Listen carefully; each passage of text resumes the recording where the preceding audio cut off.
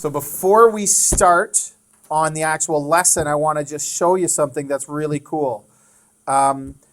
If you've ever, like even in science class, this may have come up and you didn't notice, or maybe your teacher pointed it out, or if you saw graphs online, or if you did any kind of, like if you took data management and you did any kind of study with statistics, you would see this happening a lot, what we're going to look at right now. So there's this really cool website called gapminder.org. It's been around for a while now, and it's got this really awesome way of visualizing statistics and data.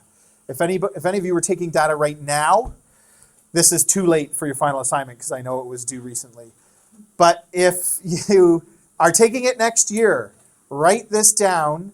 It could be very helpful, but your teacher hopefully will know that you're using it. Don't try to cheat and use it and pawn off the information on your own because that's plagiarism and it's illegal. But this is a really good website for visualizing data, maybe even for getting data. Like I think you could probably get some data that you could use in your own assignment from here, so it's really neat. We're going to look at these 5 different sort of relationships and see what we can get. But it's also just really cool, the stuff you can see. So here is the website. This is the old version, and I like it for this, but like what we're doing today, but the new version, if you were using it, would be just fine. So this shows us a lot of information just in one, in one presentation, right? This graph alone has a lot of information on it. So we've got a y-axis, a vertical axis down the side here, and this is life expectancy in years. We've got a horizontal axis, our x-axis is income per person, adjusted for inflation. So you notice that it starts in the year 1973, although we can go back a lot further, back to 1800 when there were only 5 countries that actually had any data for this. So you go back a long way. Some of these things, you can plot a lot of things versus a lot of things. Some of them don't have data that goes very far back, and some of them do. And so the year is one thing that we're watching. The horizontal and vertical axes is one thing that we're watching. The size of these dots tells us information. That's the population of the country. The color of the dot tells us whereabout in the world it is. So there's the UK, and that's in like sort of half of Europe and half of Asia kind of thing is the UK, I think. And then some of Asia and sort of like Australia and stuff is the red. And you can see that we are yellow with South America. And anyway, you can see those different things. And you can change some of this if you play with it more, but it's got a lot of information in one, like in one screen. And if I select one of these, I think I just have to click on it. After I push play, it will plot where it goes. So you can also kind of plot a particular country, but we're not going to do that. So let's speed this up a bit because we don't really need to see it, but let's just see what happens. So over the years, not really much going on. New countries are starting to have data, but you can see some of the countries, then we have to stop and think about what this is plotting again. So the greater income per person goes up this way, and the greater life expectancy goes up that way. So we go back to 1800, and everybody was about the same. Look at life expectancy was all below 40, right? And that's something that you know from a long time ago. People didn't live as long, on average. Child mortality rates had a big impact on that. Okay, and there's not really any relationship. They're just all kind of the same there. But if we jump back up, you can start to see a relationship form. Whoop, that was like World War I right there. And that was World War II. And then you can see that there's this relationship. But you can also see at the same time that the entire planet life expectancy is going up, right? But there's still a relationship that the higher income per person, the greater the life expectancy. Really cool. Like, there's a lot of information happening there. And you can kind of see a lot of the yellow countries are up here. It's hard to zoom in. I think, can I do this? Can I make all of the dots a little bit bigger? Yeah, it doesn't do it very well. A lot of the blue dots are down here. So where's the blue countries? Some of the, there's China, right? Huge. What's the other yellow one here? That's United States. This is still back in 1979. They had a big population then, I guess.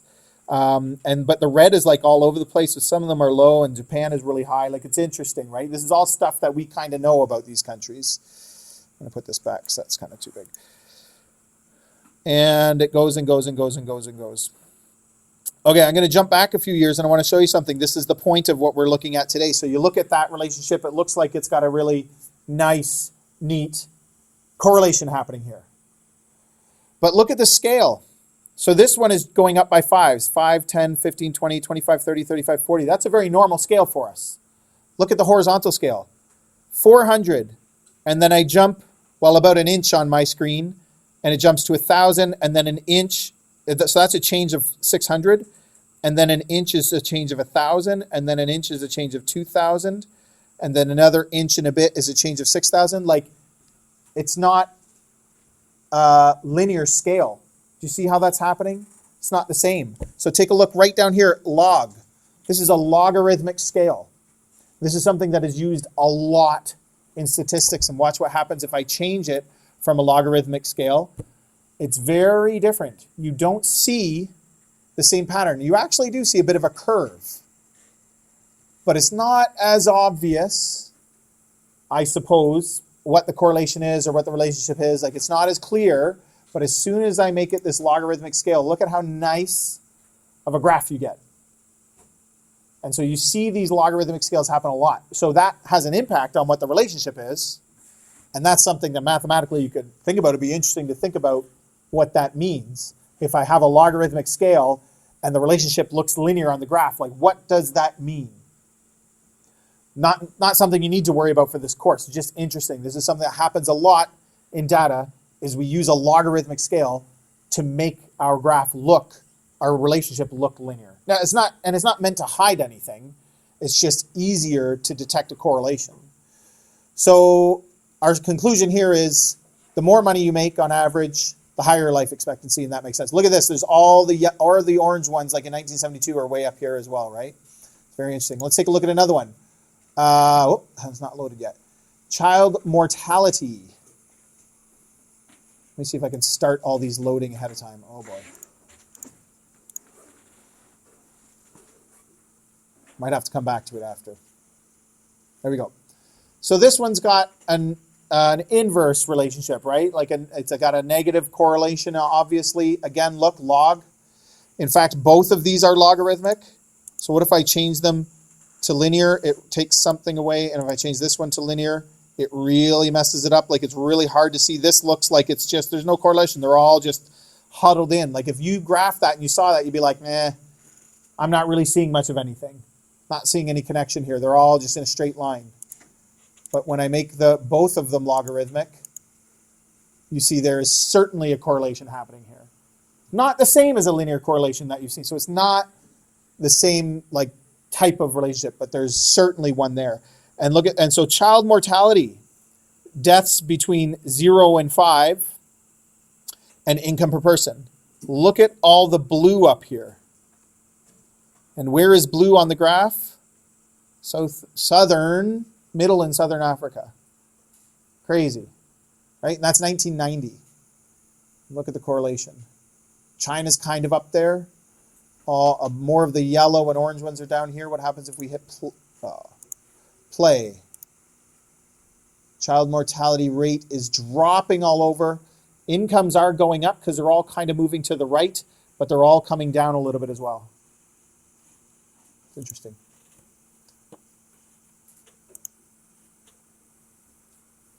And like I said, you can, I think, get the data that this is using. Like, you can pull it out of there. So that's why I say it would be useful. This one is CO2 emissions and income per person. So we'll just play it quickly. I'll speed it up because you don't have a lot of data back in the 1800s about CO2 emissions. Who do you think that dot is?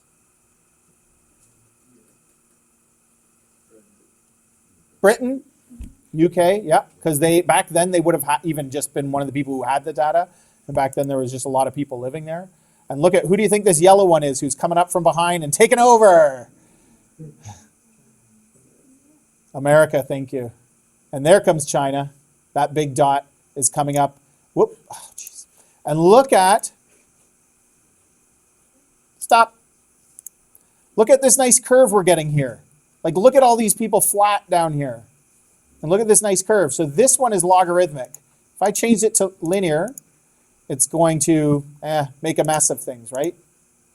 If I leave that as logarithmic and I look at all these guys, I don't know why this one isn't done automatically for us, but if I change this to a logarithmic scale, there you go. You get that correlation. It's really clear. So that is the States. This is China. Germany, Canada's right up there back in the 60s. But and then there's a few other people like, who are these people? Qatar or something maybe? I don't know. Luxembourg, Brunei, I don't know. Singapore. And everybody's kind of huddling up. Income per person is going up, and CO2 emissions are kind of, some are going up, some aren't. Interesting. Okay, a couple more. I don't know why this one's here. Asians are good at math. Stereotypes are a problem, but some generalizations are true. Like some are based in reality. And take a look at this one. I did not make this, by the way. The website made this. But look, it's just interesting how these 5 Asian countries are way above everybody else. And again, using a logarithmic scale, if I turn that off, you don't get anywhere near as nice or as obvious a pattern. Who's this? Kuwait has a high income per person and not very good math abilities. But, how do they measure this? Like, there's obviously a lot of issues. Where's this data coming from? There's a lot of stuff going on here. But yeah, Mason. Who's this? Who do you think it is? Blue. An African country. Ghana. Botswana. There's a lot of, very few African countries even on there. They don't have the data. Look at Norway's coming out here. They're kind of low for their math achievement for their income. Singapore's got a high income. What's going on with Kuwait? Wow, they're leading the pack there. Where's Canada?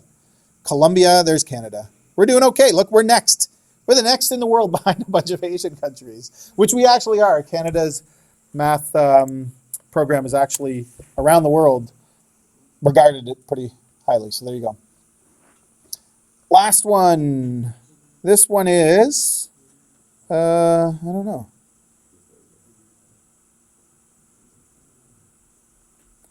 Life expectancy, compared to children per woman. So the more children you have, your life expectancy drops. Now, causal correlation, those of you that have studied this, well, maybe. Having children is difficult. But no, I don't think so. I don't mean actually having them. I mean like raising children. It does age you. But it's maybe more common cause. Like in developed countries, in educated countries, they do tend to have fewer children. Whether it's because they're more educated or what, I don't know that anybody necessarily knows. There's lots of people have ideas for that. But again, this one's linear and linear. So that gives you an example. There's a linear graph. So if you were getting into this, if you studied statistics, and a lot of other areas, if you get into any science or psychology or sociology or anything like that, you're going to do statistics. You're going to have stats classes and you're going to have to learn about this stuff for sure because a lot of it is about statistics. But the difference between a graph like this that has a correlation shown, a linear correlation shown with 2 linear scales compared to one that shows like a linear correlation, but the scale is logarithmic. Like, what's the difference between those? What's it telling you about that? We're not going to get into that. It's very interesting. Anyway, really cool website. Lots of information there. Gapminder.org, like I said. It'll be up on the website. Something interesting to look at. Okay, so let's get into this a little bit. What we're going to do, a couple of charts on page 494 and 498, just in this section. You do not need to memorize these. You might need to reference them for your work. If a question like this pops up on a test, I'll give you the chart or I'll give you the numbers that you need. But you've heard of a pH scale, especially if you have a pool, if you've done any work with it, you measure the pH of water or of different substances and compare them. If it's high in acid or low in acid, that kind of thing. And you've heard of the Decibel Scale. Some people have a stereo that actually measures volume in decibels, right? So it's volume. And then Richter Scale is another one that we've talked about a little bit. These are scales that are based on, that are logarithmic in nature. So what that means is if I double my decibel from 60 to 90, I'm not doubling the intensity of the noise because it's logarithmic. So there's a different relationship, and that's what we're going to explore in a moment, is what does happen between, if I double the decibels, you'd think you're doubling the volume. But that's not the right way of thinking about it for anything that works on a logarithmic scale. Okay, what actually happens is something that's different. And we just need these numbers to reference, because if it says the sound of a subway, well, you don't have to memorize that it's 90. You look it up in the chart and it's 90. So let's take a look at this example. First one we're looking at is decibels. So this one even gives us a normal conversation and a rock concert are both on that. Now, and every rock concert is different, so this is an average, obviously, but they're both on that in that graphic. But it gives it to us here. So compare the intensities of these two sounds, and like I just said, it looks like we're doubling the decibels from 60 to 120, but that is not doubling the intensity. It's not doubling the volume. It's doubling the decibels. But look what a decibel is. It's logarithmic compared to the intensities. I believe this is in that chart as well. The intensity of a sound that is the lowest intensity that a human can hear. So that's like a constant. We know the value, but you don't need to use it. Some people like to, but in fact, we're going to not plug that value in, and we're going to watch how it cancels out. And in some ways, that's a better way to do it, because then you're using fewer numbers. You're not worrying about constants and plugging them in. But you could. Some people like to, and some people do, and it's fine. Okay, so we're going to break this up into two parts, and we're going to do a normal conversation, which has a loudness of 60 decibels, and we're going to do a rock concert, which has a loudness L of 120 decibels. It gives us the formula. Again, you'll be given these formulas. We're not interested in memorizing a bunch of formulas. So this is the intensity of the thing we're talking about. So I'm going to call it intensity of a concert over intensity 0, which is that constant, but we're not worried about it. And this one will be the loudness equals 10 log intensity of the rock concert over intensity 0.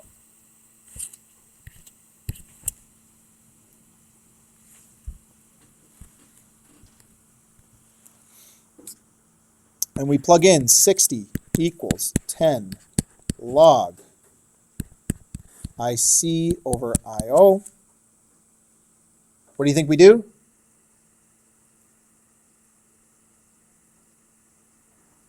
Roman? We could maybe, but we're not going to do that yet. That's a neat idea. Yeah, let's divide by both sides by 10.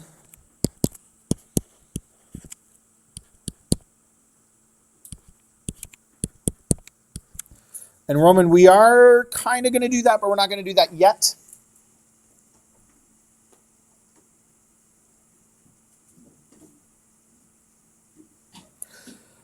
So what we're going to do here is rewrite in logarithmic form, in exponential form. So this ends up being ends up being the intensity of a conversation over the intensity, the quiet thing, is equal to, what's my base? It's 10, so 10 to the 6. And I'm going to rearrange one more time to solve for IC, the intensity of the conversation, because that's what it is that we're actually interested in.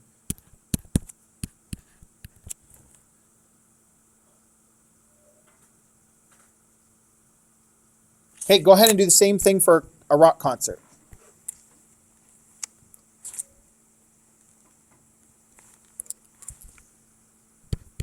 It's 120 if you didn't get that written down before. It's off the screen.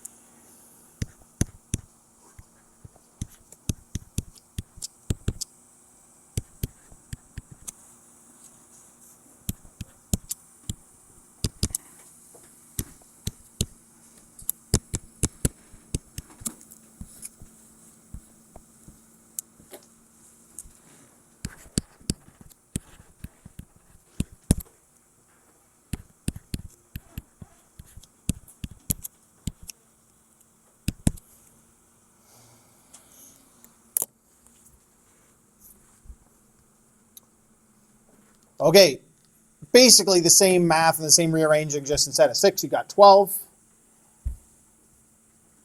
So you should have gotten the intensity of a rock concert is equal to that constant times 10 to the 12.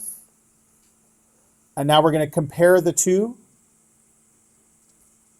just by dividing to see what the ratio between them is.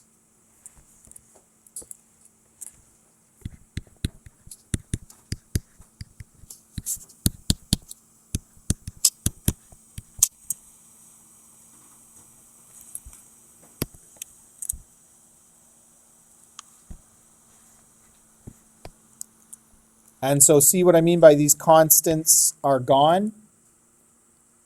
If you had put in the number, you would have simplified further, and then they wouldn't have canceled. The math would still work out. It would just work out differently. This is actually easier if you do it this way, I think. But as long as you get to the right answer, it'd be fine. So this equals 10 to the 12 over 10 to the 6. How do I simplify this? Alex? Yeah. 10 to the 12 minus 6, which is 10 to the 6. And remember, we doubled it from 60 to 120. So you can kind of see the 12 minus 6 came like directly from that. 12 or 6 doubled to 12, same kind of thing.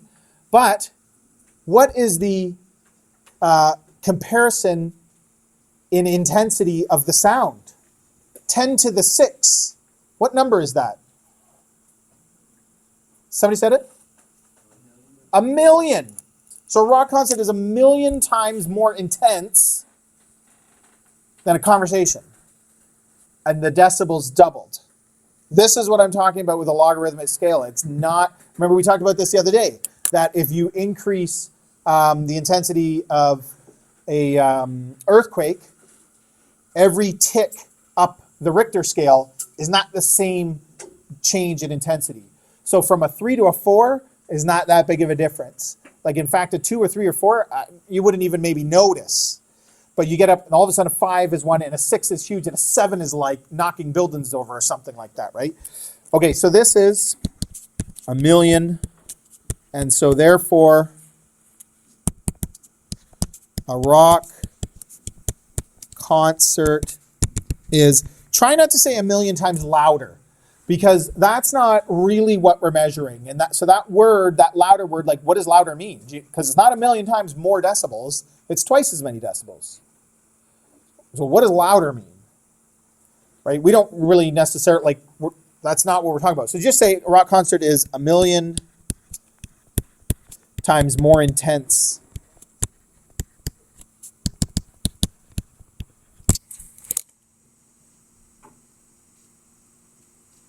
What do you think?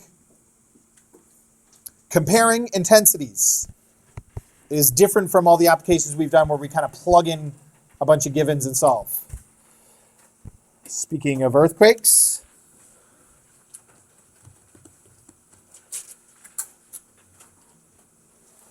we all remember, well, I hope we do, the 2010 earthquake in Haiti. Do you remember that? It was a big deal. A lot of people died, and that country, which is, again, a very poor country, they're still recovering, and it's been 7 years now. So it was a big deal. It was all over the news. There was like famous people got together, and they had a big, fundraiser, and it was televised. It was a big deal. Well, it turns out the same year, Chile had one that was even bigger. Now, maybe it wasn't as destructive to the country, I don't know, but I think actually there were a lot of people who died in it, but for whatever reason, it just didn't get the same press. Anyway, so we're going to compare the two. So, Haiti, there's nothing different about this except that the equation is different. Okay?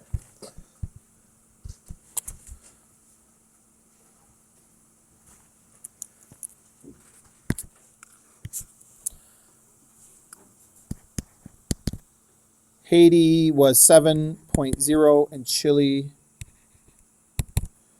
was 8.8.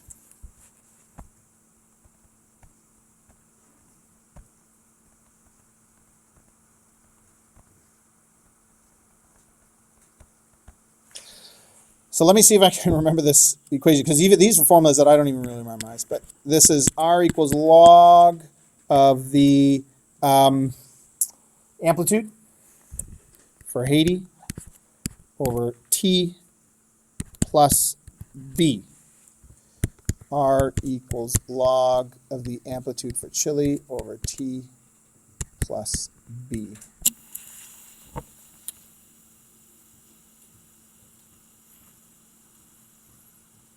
Okay, so for both of these, you can go ahead and sub in and at least start rearranging.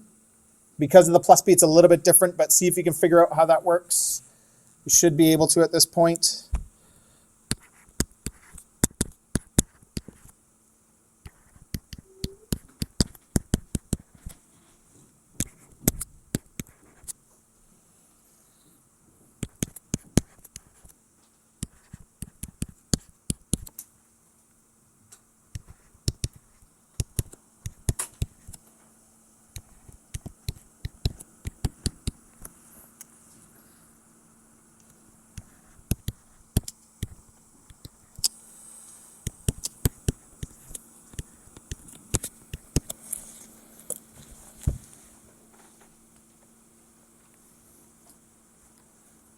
So the intensity in this case is the amplitude of the ground, like how much did the ground actually move.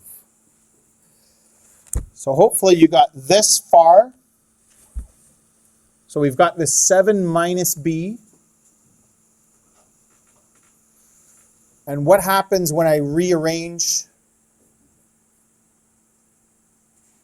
into exponential form so I can start solving? It may not be clear, but we're solving for A here, right?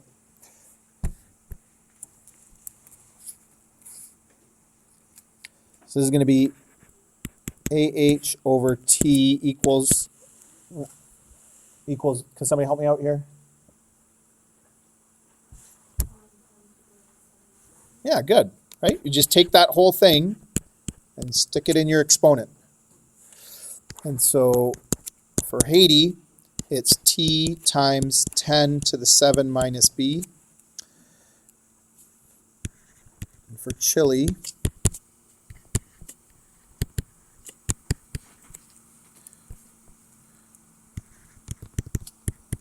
it's T times 10 to the 8.8 minus B. Everybody okay with that? Let's compare.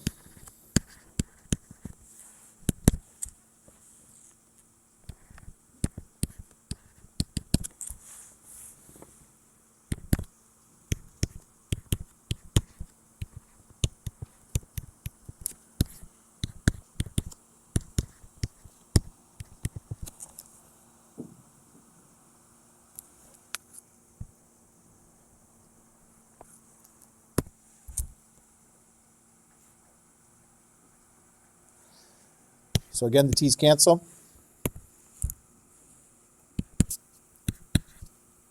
Ten to the 8.8 minus b over 10 to the 7 minus b. What did we do last time? Dividing powers of the same base, you subtract the exponent. So that's what we're going to do again. So this is 10 to the 8.8 minus b minus bracket. Make sure you get that bracket in there. 7 minus b. So negative b plus b is going to be gone. Right? So it still works itself out, no problems. 10 to the 8.8 minus 7, which is 10 to the 1.8. Calculator.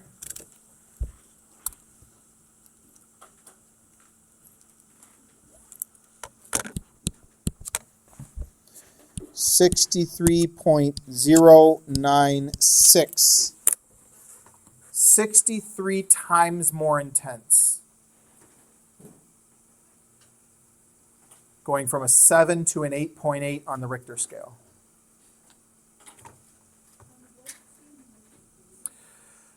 T stands for the period of the seismic waves or something like that, and B is this constant that is just part of the. It's not things you have to worry about. There was a question earlier in the course that we talked a little bit about those, so you could look back to find that. The textbook talks a little bit about it, so if it comes up in a question, but some questions might, there was one question we did where it gave us those values and we just plugged them in and kind of rearrange and solve the same thing. You don't really need to know what they are. For a Richter scale question, typically it's the A and the R that we're looking at that's interesting in us, because A is like the intensity of the earthquake and R is what it measures on the Richter scale. Yeah, that's the formula. But again, you'll be given that. You don't need to know that. It should have been in the question. I don't know why it wasn't here. Normally you're given these formulas. You don't need to know them. The only one you would need to know is the financial math one. A equals P times 1 plus I to the n, right? That one you should know because you should know it from grade 11. Any questions about that? So comparing intensities, that was something new. The math is very familiar. It's kind of the same every time. And then the different kinds of applications that you just plug in givens and you solve. And thinking about the logarithmic scale. And so the Richter scale is logarithmic. Think about what that means, right? I think it is important to help us make connections and remind us how to solve these questions.